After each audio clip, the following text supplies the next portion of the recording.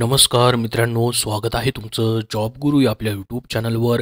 मित्रांनो, जिल्हा न्यायालयाची जवळपास 5 वर्षानंतर ही मेगा भरतीची जाहिरात आलेली आहे.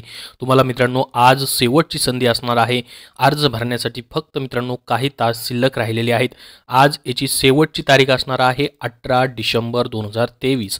तर मित्रांनो आतापर्यंत कोर्टाने कधीही डेट वाढवलेली नाही आहे.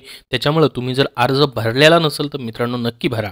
आता मित्रांनो ही आज लास्ट डेट आहे. हे झालं ज्यांनी अर्ज नाही भरला त्यांच्याबद्दल. परंतु असे बरेच उमेदवार जे आहेत मित्रांनो ज्यांचा प्रश्न आहे की अर्ज एडिट करता येईल का किंवा दुसरा अर्ज भरता येईल का, त्याबद्दल ही माहिती आपण पाहणार आहोत. तर बघा मित्रांनो, ही सिपाई, लिपिक, स्टेनोसाठी जे तुम्ही अर्ज आतापर्यंत केलेले आहेत, बऱ्याच विद्यार्थ्यांचे कमेंट येतात की सर आमच्या याच्यामध्ये हे करेक्शन आहे, आमचे मार्क्स चुकीने आम्ही हे टाकलेत, आमचं नावामध्ये हे आहे. असे बरेचसे प्रश्न आहेत त्यांचे. तर मित्रांनो त्याच्याबद्दल तुम्हाला सांगतो, अर्ज एडिट करण्यासंदर्भात मित्रांनो त्यांनी या ठिकाणी सर्व लिहिलेलं आहे की ऑनलाईन अर्ज भरल्यानंतर आय ॲग्रीच्या बॉक्सवर क्लिक करून घोषणापत्र संमती द्यावी आणि सबमिट ॲप्लिकेशन बटनमधून अर्ज सबमिट करावा. त्यानंतर अर्जात केलेली अर्जामध्ये कुठलाही बदल दुरुस्ती करता येणार नाही. तर कोर्टाने मित्रांनो हा शेवटचा पॉईंट जाहिरातीमध्ये ऑलरेडी दिलेला आहे. त्याच्यामुळे मित्रांनो एडिटचं ऑप्शन तुम्हाला आता भेटणार नाही. तर मित्रांनो जर तुम्ही सेम जिल्ह्यामध्ये, समजा तुम्ही पुणे जिल्ह्यामध्ये शिपाई या पदाचा अर्ज केलेला आहे, ठीक आहे, शिपाई या पदासाठी अर्ज केला आणि मित्रांनो त्याच रजिस्ट्रेशनवरनं जर तुमचा पहिला अर्ज चुकलाय, तुम्ही दुसरा अर्ज करताय, तर तो अर्ज करता येत नाही तुम्हाला. ऑलरेडी तिथं ते म्हणताय की ॲप्लाय तुम्ही केलेला आहे, तर त्याच रजिस्ट्रेशनवरनं अर्ज तर करता येत नाही तुम्हाला, दुसराही अर्ज करता येत नाही आहे. तर मित्रांनो अर्ज एडिटचं ऑप्शन या ठिकाणी अवेलेबल असणार नाही. ऑलरेडी त्यांनी या ठिकाणी दिलेलं आहे. तर बऱ्याच विद्यार्थ्यांच्या या ठिकाणी त्याचे प्रश्न होते. तर तुम्हाला मित्रांनो त्याबद्दल उत्तर भेटलेलं असावं की अर्ज एडिटचं ऑप्शन या ठिकाणी दिलं जाणार नाही आहे. तर आज लास्ट डेट आहे. नक्की अर्ज तुम्ही मित्रांनो करा. तुमच्या मित्रापर्यंत ही माहिती शेअर करा जेणेकरून त्यांना ही माहिती भेटेल. याच्यामध्ये मित्रांनो 7वी पासपासून ते पदवीपर्यंतची ही सर्व पदं जी आहेत ती भरली जात आहेत. अतिशय चांगली पोस्ट आहे.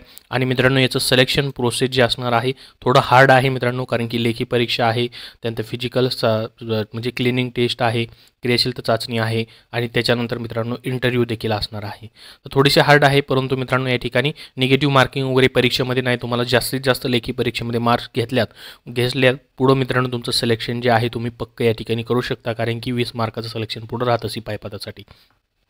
तर आता मित्रांनो नेमकं आता ज्या विद्यार्थ्यांनी अर्ज केलेले आहेत मग यांचं सिलेक्शन कधीपर्यंत होईल, यांच्या परीक्षा कधीपर्यंत होईल, आता पुढची प्रोसेस काय असणार आहे. तर बघा मित्रांनो आज लास्ट डेट संपल्यानंतर एकंदरीत आज जर पाहिलं मित्रांनो 18 तारीख आहे. तर येणाऱ्या मित्रांनो 8 दिवसामध्ये तुमच्या या ठिकाणी जर त्यांना निवड यादी लावायची असेल, म्हणजे शॉर्टलिस्ट लावायची असेल, अल्पसूची लावायची असेल, तर येणाऱ्या 8 दिवसामध्ये मित्रांनो तुमची अल्पसूची जी आहे ती लागू शकते.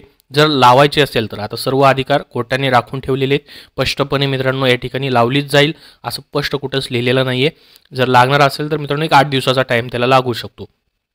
आणि त्यानंतर मित्रांनो मग तुमचं डिसेंबर एंडिंगपर्यंत मित्रांनो याचं पूर्ण वेळापत्रक प्रसिद्ध होऊ शकतं की कुठल्या तारखेला काय होणार आहे.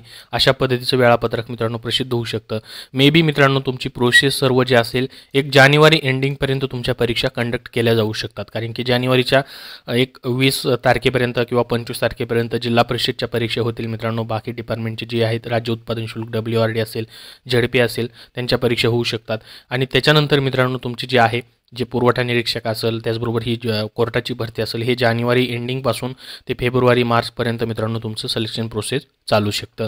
तर याच्याबद्दल मित्रांनो जसे वेळोवेळी अपडेट येत राहतील वेबसाईटवरती, यांच्या ऑफिशियल वेबसाईटवरती. आता मित्रांनो सर्व सूचना तुम्हाला ऑफिशियल वेबसाईटवरती इथं पाहायला भेटणार आहेत. जशी माहिती भेटेल तशी तुमच्यापर्यंत वेळोवेळी शेअर केली जाईल. त्यासाठी आपल्या चॅनलला सबस्क्राईब करून ठेवा.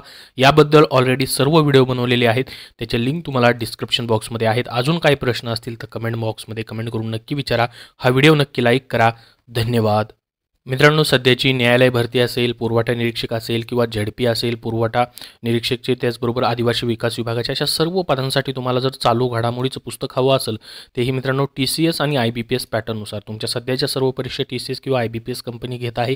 तर त्यासाठी मित्रांनो विजयपथ पब्लिकेशन पुणे यांनी मित्रांनो day to day one liner स्वरूपामध्ये चालू घडामोडीचं पुस्तक प्रसिद्ध केलेलं आहे. तर हे पुस्तक मित्रांनो पूर्ण बुक स्टोअरमध्ये उपलब्ध झालेलं आहे. तिथं तुम्ही पाहू शकता आणि तिथून तुम्हाला खरेदी करता येणार आहे. ऑनलाईन देखील हे पुस्तक तुम्हाला भेटून जाणार आहे.